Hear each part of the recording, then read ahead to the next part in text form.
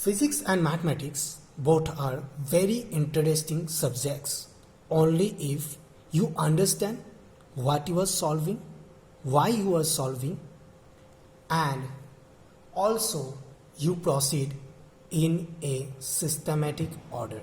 So here I am going to teach differentiation, a topic of mathematics which many students don't understand why we study and its applications. Thus find difficulties in mathematics. तो differentiation क्या है इसमें discuss करेंगे. तो differentiation is about finding rate of change of something. तो differentiation जैसे कि मैंने कहा कि rate of change of something, तो ये क्या है. तो इसको समझने के लिए हमें पहले कुछ चीज़ें और समझना पड़ेगा. वह है function. What is function. Function क्या होता है शुरुआत में समझने के लिए बहुत ही सिंपली में समझाते हैं. मान लेते हैं y equal to f x है. ज़्यादा मैथमेटिक्स में भी नहीं जाएंगे क्योंकि फिजिक्स है. तो y equal to f x means y is something और some equation that is on in terms of x. Means y equal to x हो सकता है, y equal to x plus one हो सकता है, और anything. y equal to 2x हो सकता है. y equal to f x means an equation in terms of x. मान लेते हैं z equal to f t है. मीन्स क्या होगा, z is a function of t and means z is an equation in terms of t. z equal to t हो सकता है, t plus one हो सकता है, और anything, twice t, thrice t, anything, कुछ भी हो सकता है. So this is called as function. तो फिर फंक्शन को समझने के बाद डिफरेंशिएशन में आते हैं. Rate of change of something उसे कहते हैं डिफरेंशिएशन. तो ये क्या है. तो कुछ पहले का एग्जाम्पल लेते हैं जो बच्चे क्लास 9 में पढ़े हैं ताकि कोरिलेट कर पाए. पहले बच्चों ने पढ़ा है मोशन में, एक टॉपिक पढ़ा था, मोशन चैप्टर में पढ़ा था, स्लोप ऑफ कर्व. ये पढ़ा था स्लोप ऑफ कर्व. अभी स्लोप ऑफ कर्व क्या है, जैसे कि मान लेते हैं slope of position time curve क्या देता है वो हम पढ़ चुके हैं क्लास 9 में, velocity. Slope of velocity time curve क्या देता है, वह देता है एक्सेलरेशन.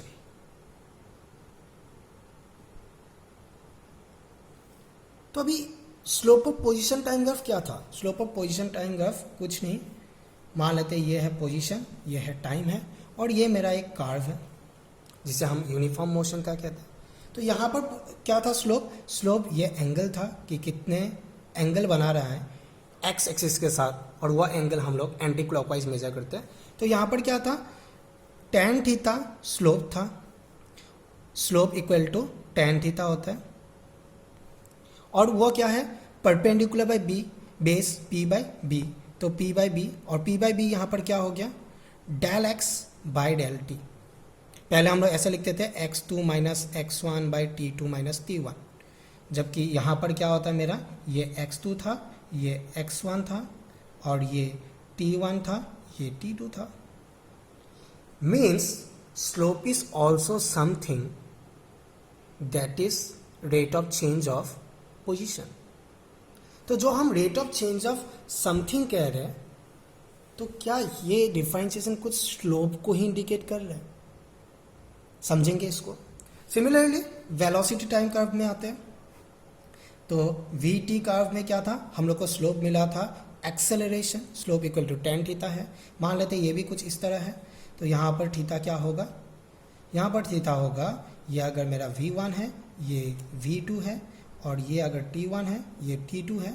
तो ये मुझे मिलता था p by b, that is v2 minus v1 by t2 minus t1, जो मुझे एक्सेलरेशन मिलता है, because change in velocity by time is called as acceleration. So we can conclude that rate of change of position is velocity and rate of change of velocity is acceleration.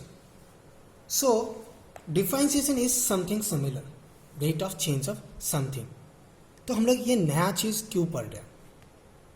पढ़ने का reason है कि differentiation से slope find out करना बहुत आसान है किसी भी इक्वेशन का। एग्जाम्पल लेते हैं, एक कॉमन एग्जाम्पल लेंगे। Suppose I have an equation y equal to x, y equal to x, so I can say that y is a function of x.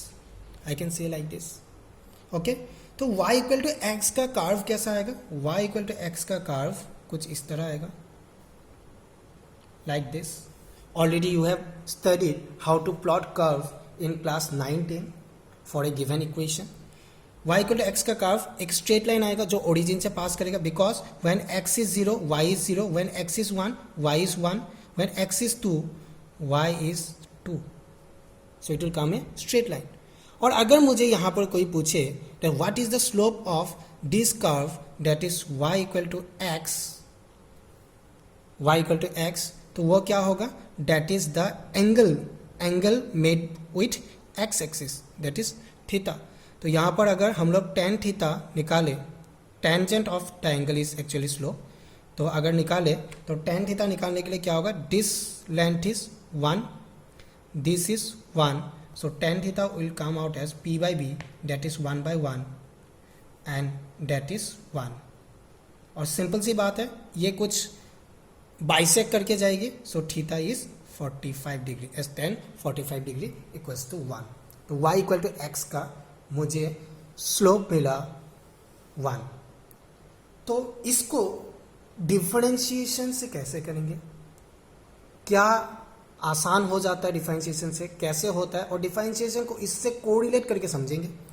तो डिफरेंशिएशन में हम लोग क्या करते हैं, एक जनरल फॉर्मूला बनाते हैं किसी भी इक्वेशन का या किसी भी फंक्शन का स्लोप निकालने के लिए.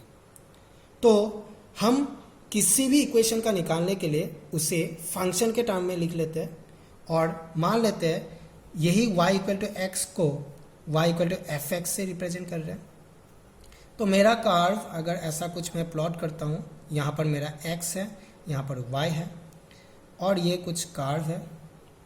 तो अगर मैं मान लेता हूँ ये मेरा x है यहाँ पर, तो मेरा ये पोजीशन अगर कोऑर्डिनेट अगर ऐसा है x, 0 and I have another coordinate that is x plus del x, 0, ये मेरा डेल x है.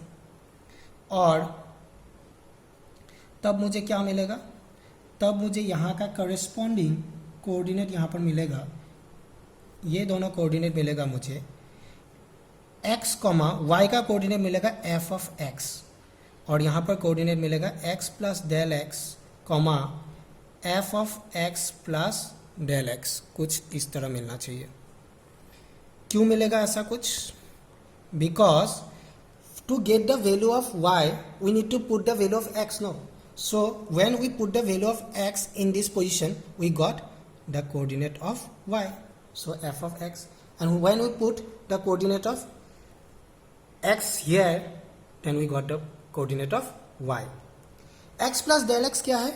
x है यहाँ तक, del x एक small change in x है.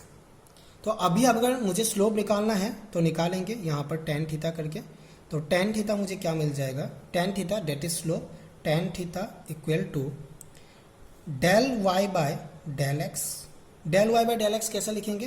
Perpendicular by del y by del x means perpendicular by base. और del y मेरा यहाँ पर क्या होगा? Del y is this one is the del y.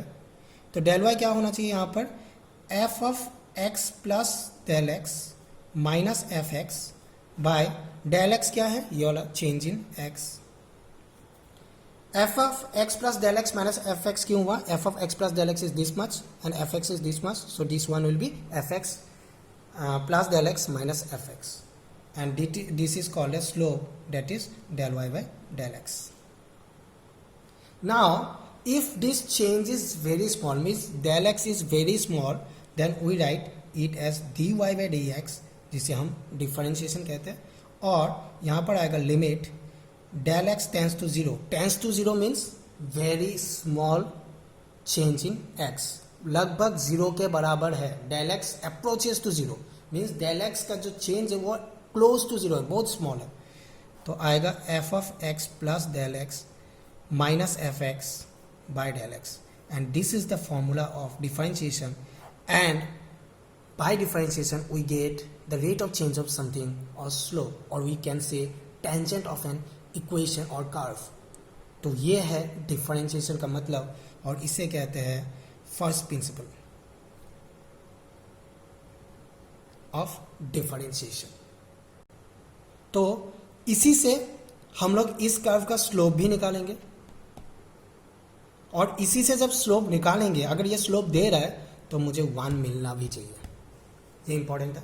तो ठीक है, करते हैं। तो dy बाई डी एक्स मेरा क्या होना चाहिए, dy by d x equal to limit del x tends to 0 f of x plus del x, means मेरा एफ एक्स क्या था, मेरा इस इक्वेशन में एफ एक्स था x, y equal to x था, means f x equal to x.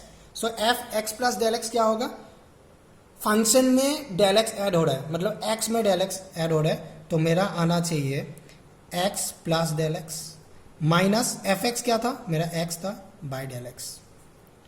तो x minus x got cancel, so dy by d x equal to limit del x tends to 0 del x by del x, जो मुझे मिलेगा 1, और बिल्कुल same मिल रहा है मुझे, बिल्कुल dy by d x equal to 1 मिल रहा है।